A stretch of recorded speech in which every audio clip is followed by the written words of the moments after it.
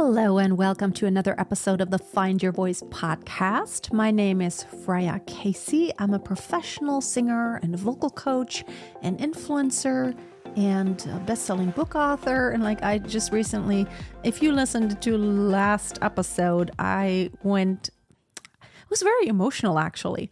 I was talking about the fact that I'm not going to apologize any longer for the desires that are deep in my heart, that are very authentic. And it doesn't matter to me what anyone thinks. So whatever dreams we have, we shouldn't apologize for because it is who we are. Now, there are those dreams that come and go, and we kind of look back sometimes thinking, oh, I really didn't need this. But then there are those that never go away because they are truly who we are. For example, for me, having children was always something I have strongly desired. And I allowed myself to be held back by, quote unquote, the conventions of this is what you're supposed to do. You're supposed to get married, and then you're supposed to wait a little bit, get to know each other and have fun and travel the world and have a great career. And then you start having children, and then it'll work right away and you'll have as many children as you want, preferably one or two. What if that's just not how my life worked out and it's not exactly what I wanted? I go into depth in the last episode. The reason why I made that introduction with all the things that I do and I am, well, I could add podcaster, video creator and content creator, writer, whatever. I don't know, mom, of course, house owner, gardener, cook, a baker, which I'm quite actually good at, all of it. But the reason why I preface it this way was because I just changed my profile on the dating platform. I'm not going to say the name. On the dating platform, on the app that I'm on. And I actually put all those things in there. And let's see, let me actually read to you the profile. If you have any comments, you can give me. So I realized that everyone else, all the men that I look at, that who have profiles, they all have something like this. I'm currently going through an amazing time in my life. People seem to be drawn to me as I transform myself. I'd love to have a partner to share it with. Divorced since 2017, empty nester, lover of travels and adventures, curious about everything, sober, healthy, positive, shining, whatever that means. Want a vibe? ? Join me. I'm not 51. The app won't let me change it. That's weird. Is that true? Let me I want to check. Can I not change my age? Let's see. Is that true?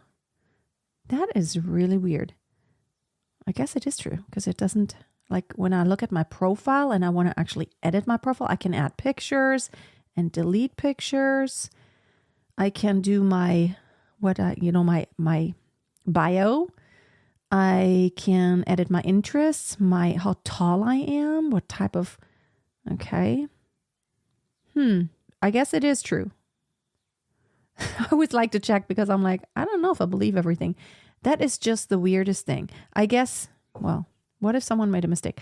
But the weird thing is, it says he's 52. But anyway, it doesn't matter. Sounds interesting, right? So, but anyway, everyone kind of writes something like that. And this is where I'm at in life and this is what I want. And here's my profile. Let's see. So my profile, because I don't know. I just kind of put it in bullet points. Opera singer, entrepreneur, best-selling author, still growing my family. Kids are my greatest joy. Very authentic. It's totally currently 3 kids. Expanding consciousness, health and fitness, which I'm passionate about, nature lover, law of attraction, which that is a bullet point that I feel if someone is completely on a different vibe, they wouldn't understand a lot of things where I come from. Well-read and traveled. Yes, I've traveled to dozens of countries and I've read hundreds and hundreds of books. So I feel that's true. Not novels, but actual, I don't know. A lot of books that you could learn from. And then I said, currently in Germany, but planning to relocate to the DFW area. Looking for someone authentic who also has ambitions while being at peace with himself and the world. So that's my profile. I don't know. I might edit it. I feel I wanted to put it all out there. And that's why I gave that intro. So we're 5.5 minutes into this. And I just finished explaining why I'm giving you that intro of what I am. I wanted to give you some updates today. If any of you who listen right now are new to the podcast, go back to the episode 3, 50 things I want to have. That's going to help you understand some of the things that I'm talking about today. I should probably redo that list because some of the things, because of the plans that I have now, maybe have changed and I have a different perspective now. And that's the cool thing. When you do make that list of the things that you want, try to come up with just 50 things. It's harder than you think. It's really easy to come up with like 10 things, but after that, it already starts being difficult. And it could be small things. It could be big things. It could be things. It could be experiences. And of course, one of the things that I have desired is to add another child and to have another child on my own. And everything is great. I am in communication with the clinic still. We are still figuring out a few things, such as some paperwork that they want me to get squared away, like at the notary's office here in Germany, before I come and have the embryo transfer.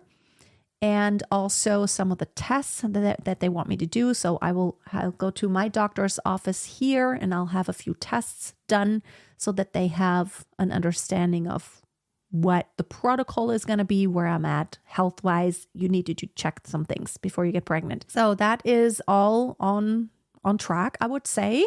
In my Notion, which I have shared also in an episode earlier, like how I organize myself, how I keep all my projects organized. I use Notion, and in my Notion, I have like everything, all the details about all my projects. It really does help me to kind of stay on track. And I have this table with all my 2024 goals, also the 2025 and 2026 goals, which I'm thinking 2 years out because of the move to the United States. And I have, one column in that table is, am I on track? Am I behind? Or am I ahead? So with this one, I'm on track. Probably the transfer will happen in May. That's what I'm hoping for. It looks like I have some final doctor's appointment at the end of April on the 29th. And because for the next couple weeks, that office is closed because it's like Easter break here, spring break. But then after that, if everything is okay, then May, the latest probably will be June, and I will go to Poland. I have picked a clinic in Krakow. I don't know, Krakowa. What is it in Polish? I don't know. In German, we say Krakow. So, but all of like part of Poland used to be German territory. There are a lot of those names are in German also, like Stettin. It's it's a German, the former German city. Forgot what it's called in actual Polish. But I thought about flying there because it's quite a long ways. And then I looked, it's 10 hours car drive. So last transfer, I went to the Czech Republic, and that was only about, the first time I went, the first transfer, which I got pregnant after, but then it was a blighted ovum and I had a miscarriage, which means a blighted ovum means that you're like the amniotic sac, like it keeps growing for a while, but the embryo never developed. And so we never actually saw an embryo, but my body kept holding on to this pregnancy I got pregnant, but obviously something was wrong genetically with the embryo. So at 10 weeks, I had a miscarriage the first time. After the embryo transfer, I had 2 embryos transferred the very first time. And then the second time around, I went to a different clinic that was closer to the German border in Karlovy Vary, I think. Karlsbad in German. Again, it's all that German name in the Czech Republic, because part of that used to be German too. And that's when I had another 2 embryos transferred. That was 4 hours drive only, about 4.5 hours. The first one in Prague was about 5.5, and this one was 4.5 hours. And then I drove home right after the embryo transfer. I drove there the day before. Then I had the transfer. It was around 2 p.m. And after that, I drove home. I arrived back here in the evening. It wasn't too late, and I had a chilled out time, and then just waited. This time I want to go to Poland, and the clinic that I'm talking to is 10 hours drive. So I was thinking about flying, and then I was looking at the flights. I live close to Stuttgart, which is not a really big airport. And there are not really any good connections from here to there. The best connection would take almost as long as driving, and I would have like a forever layover. And I don't know what's more relaxing, sitting around at an airport for 3, 4, 5 hours. I don't know. Or sitting in my car, listening to an audiobook and maybe taking a couple breaks, maybe even stopping at a restaurant on the way and having a chilled out dinner by myself, or like a lunch, however. I decided that probably I'm going to drive. My car is in pretty good shape. I have a quite new car. It only has about 34,000 kilometers on there. I believe it's 3.5 years old. Or is it 2 years old? No, maybe, no, it's 4. I think maybe it's even 4 years old. But nevertheless, we haven't driven much since COVID. And then I stopped actually driving to tons of gigs ever since the twins were born. So, but that is the plan. It's all on track and I'm very excited. It's almost like I've been watching a lot of the videos that I made when I was pregnant. I documented everything, like even the journey of having embryo adoption. I have a YouTube channel called Simple Blessings. It's hard to find. You're going to have to just search on YouTube and then tell YouTube you're looking for a channel named Simple Blessings, because there are tons of videos that have the name Simple Blessings. I documented everything and I've been watching a lot of those videos, and it was around the same time. It's really interesting because that transfer back then that resulted in the twins was also in May. And it feels like I'm reliving all of this, except now I'm not in this situation where like I have this completely chilled out time because I have an 8-year-old, almost 9-year-old daughter. No, she was actually 9. She was 9 already, 9.5, I think. No, she was about to turn 9. But anyway, now I'm in an entirely different situation. I was all into minimalism back then. I am still kind of, but I don't get to do anything. I never have time for anything really when the twins are around, because they are quite some hands full. But I feel like I really want to add another child, and I think I can handle it. I now have the dream babysitter, the most amazing babysitter, and she would be happy to watch another child because she would get more money then, because she gets paid per child. This is not my choice. It's like subsidized by the state. So I don't pay her full salary. I pay a portion of that, and everything else is subsidized. So when she has one more child, that child also has like an allowance, if you want to say it like that, and then she would get paid more. And so I'm covered on those bases. I will need a lot of help, but I think it's doable. It's not, like I said yet last time, it's not like, oh, I can't. It's why not? And how can I? And I will find a way. And I know having a newborn is like, everything is not normal anymore in the first few days and weeks, certainly not. And I know that I probably won't get much sleep, if at all. I got no sleep pretty much the first few weeks with the twins. And after that, I didn't get much sleep for the first year. And it just actually maybe in the last 3-4 months has gotten to where they actually really sleep through the night most of the time.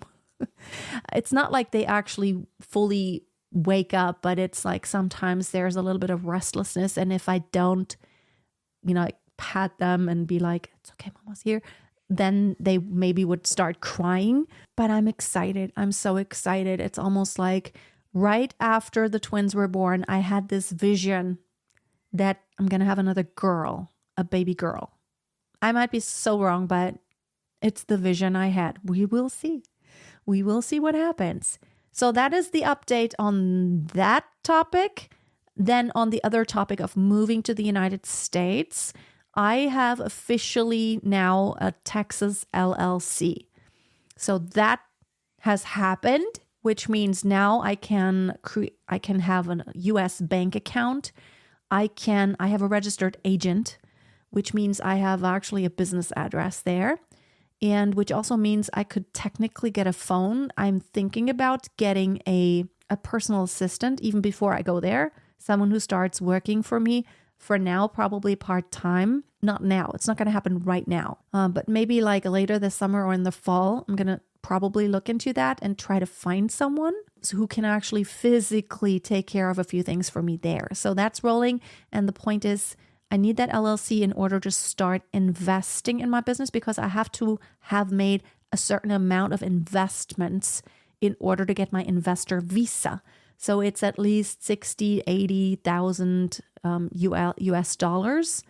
And so I'm starting. I have expenses all the time. So I want to start actually claiming those expenses for my business and showing that I am investing in that business. So that is actually all happening. And I have decided, because I love creating videos, that in my, I don't want to call it spare time. I don't have spare time. In the time that is not dedicated to my main work here in my office. So whenever my babysitter is not here, when I'm with the kids, I have decided I'm going to continue my 2 other YouTube channels. So I have actually 4 YouTube channels. I have my Freya Casey Master Your Voice, which has, I think right now, 265,000 subscribers. Then I have another channel, Healthy Minimalist Mom, really small channel. It has about 3,400 subscribers. But I used to make a lot of videos there about cleaning motivation, organizing, decluttering, and minimalism and healthy lifestyle.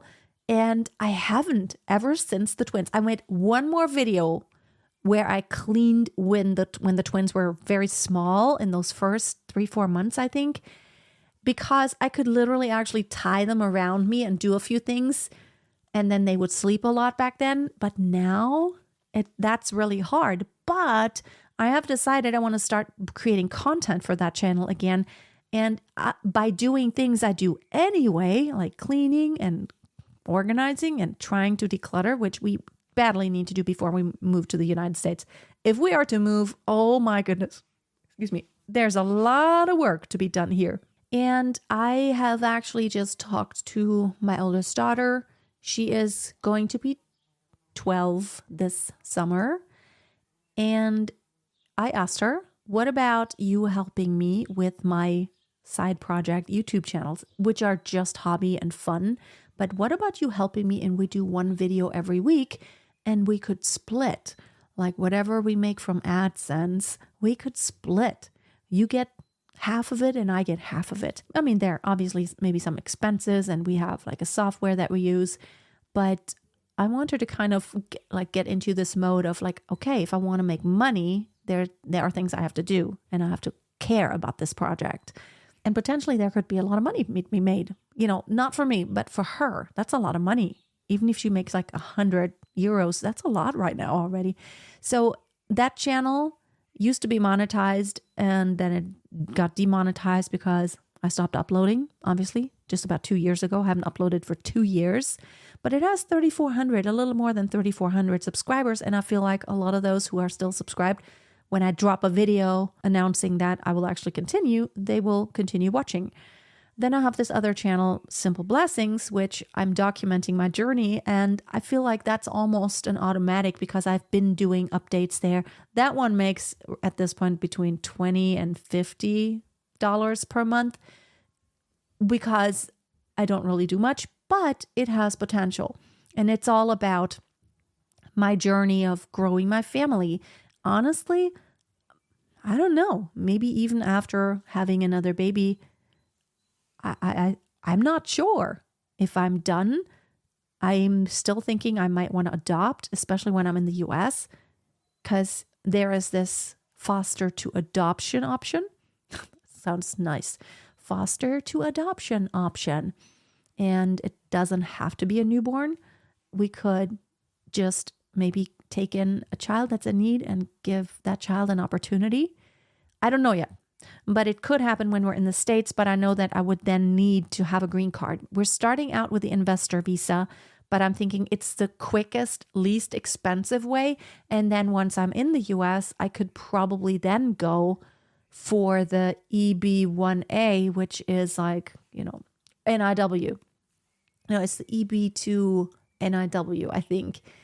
Or the EB1, which is the hurdles are a little higher, but I feel like I could make a case. It's for individuals with like extraordinary ability. And I can prove that in my field, I'm among the best. Like vocal coaches, I'm probably among the best, and I make more money than most. And really, I think I could do it. But it all depends on like how it all unfolds, and time will tell. So those are my main updates, and I just wanted to share all of this with you today. Probably next week I'll have another episode that is more about maybe mindset and a few things that I'm working through. I love sharing things that I'm working through. The number one thing that has changed in my life in the past year, or maybe almost, it's a year and a half since I've been working with my coach. What has changed drastically is my language. I'm very intentional about the words that I use, even the words that I think.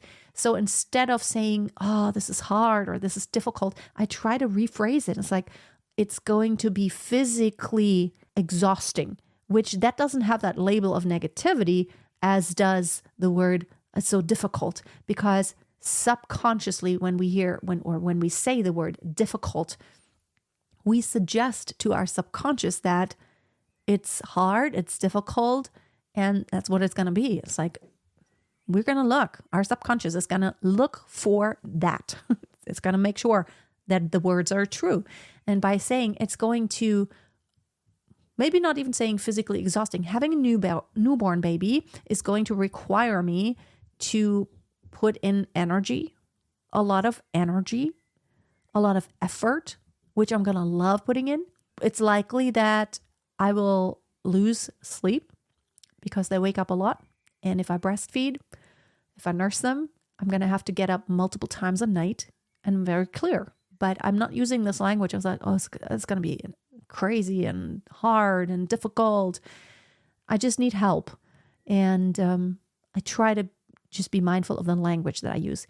I can only recommend read The 4 Agreements and The 5th Agreement by Don Miguel Ruiz. Best book I've read in the last couple years. It's short. You get through that so quickly, but it has so much value. It really helps you change your mindset to where basically it makes everything in life better and easier. All right. Thanks for watching and listening. If you're watching on YouTube, thanks for watching. If you're listening to the audio only podcast, thanks for listening. Consider subscribing if you have not subscribed yet. I would love to have more listeners, because all I want to do here on this project is to show you can. And I want to just share that process with you of like, where am I going in life? I have big goals, and sharing with you how I'm trying to get there. And then eventually, of course, how I do get there. I think it's exciting to follow some people's journeys. I do this all the time, like on YouTube, even women who have attempted to become pregnant and have gone through all these journeys. And then, I was there with them every step of the way. And then finally it worked out, and now they have their baby, and it's just such a joy to share this together. All right. You have an amazing day. Don't forget, dream big, because big dreams can come true. It's all up to you. Bye for now.